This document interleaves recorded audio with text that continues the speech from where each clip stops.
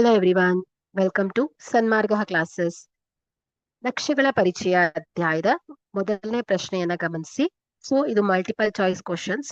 4 ಪರ್ಯಾಯ ಉತ್ತರಗಳನ್ನ ನೀಡಿರ್ತಾರೆ. ಅವುಗಳಲ್ಲಿ ಸೂಕ್ತವಾದ ಉತ್ತರವನ್ನ ಆರಿಸಿ ಅದರ ಕ್ರಮಾಕ್ಷರದೊಡನೆ ನಾವು ಉತ್ತರವನ್ನ ಬರೀಬೇಕಾಗತ್ತೆ. ಒಂದನೇ ಪ್ರಶ್ನೆಯನ್ನ ಗಮನಿಸಿ.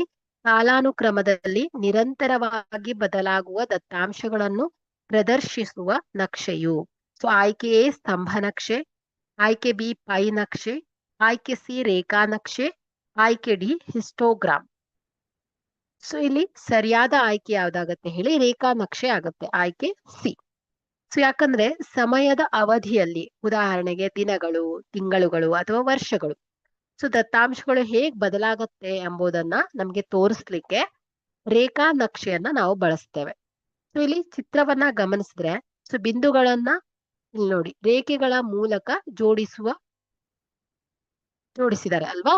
ಈ ಬದಲಾವಣೆಯನ್ನ ಸ್ಪಷ್ಟವಾಗಿ ನಾವು ಗುರುತಿಸಬಹುದು. ಓಕೆ, ಹಾಗಾಗಿ ಇಲ್ಲಿ ಕಾಲಾನುಕ್ರಮದಲ್ಲಿ ನಿರಂತರವಾಗಿ ಬದಲಾಗುವ ದತ್ತಾಂಶವನ್ನು ನಾವು ಪ್ರದರ್ಶಿಸಲಿಕ್ಕೆ ರೇಖಾ ನಕ್ಷೆ ತುಂಬಾ ಸಹಾಯ ಆಗತ್ತೆ.